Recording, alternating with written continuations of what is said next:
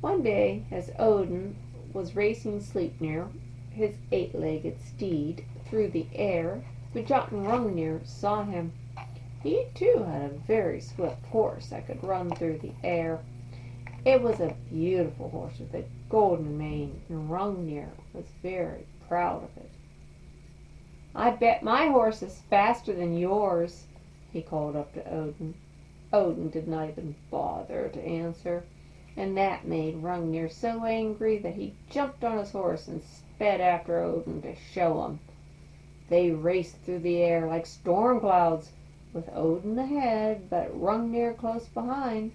The Jotun was so busy spurring his horse that he didn't see that Asgard was straight ahead, and before he knew it, he had stormed through the gates. He stopped short in the courtyard of Asgard, and that was not a safe place for a Jotun to be.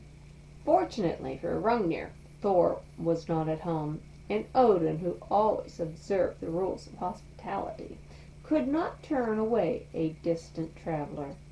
So he asked Hrungnir in to come and refresh himself with some mead. The Aesir offered him Thor's huge drinking horn filled with sweet mead, and they politely tried to make him feel at ease. At the beginning the Jotun minded his manners, but he had barely emptied the drinking horn before he began to yell for Freya to come and fill it up again. Then he started to brawl and to boast. He would pick up Valhalla and take it with him to Jotunheim, and then he would throw Asgard into the sea, so that all the Aesir would drown.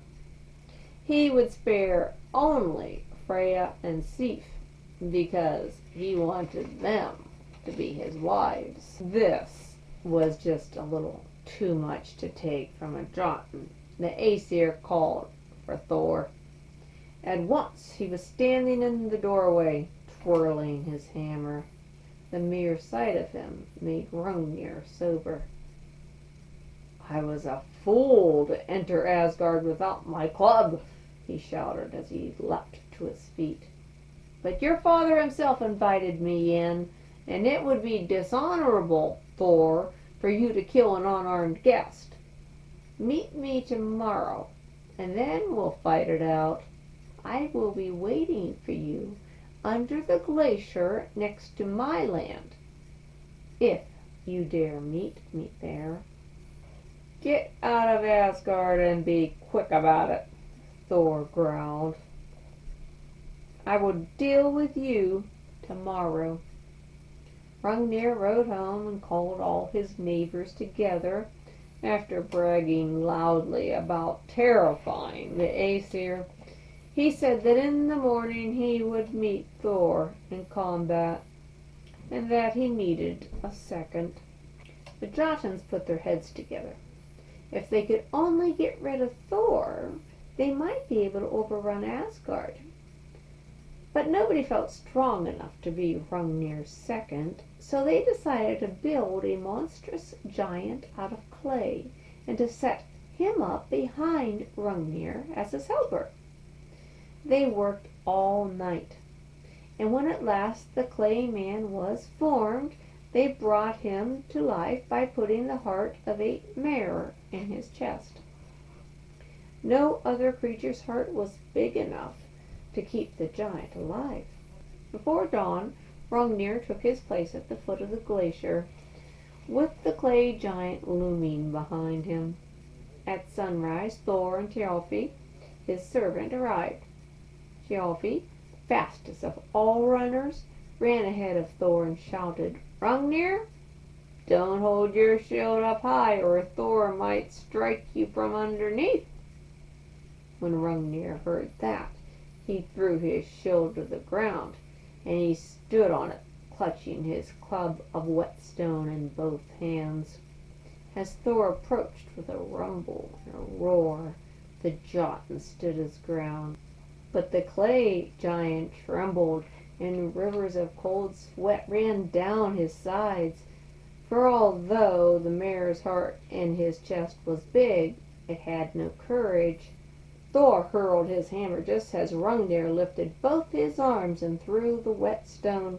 The two weapons met in midair with an ear-splitting crash.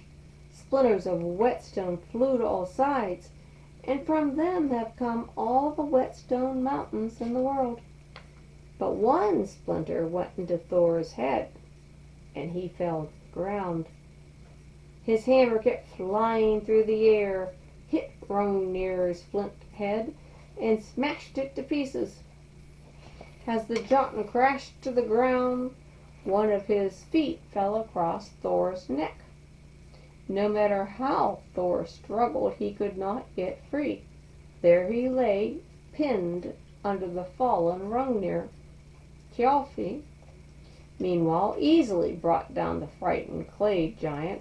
He simply dug under one of his legs, and the giant fell on his face.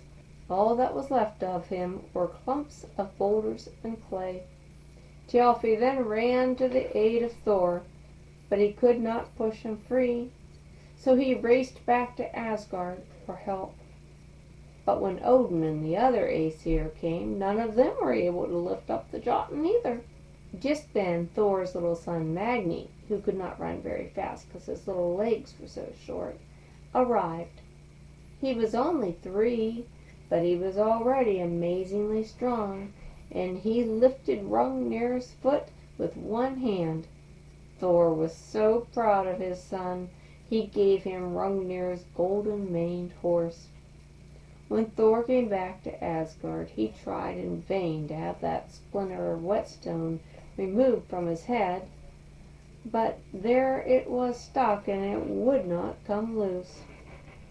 From then on, whenever somebody carelessly threw a whetstone across the floor, the splinter moved, and Thor, the thunder god, would have a splitting headache.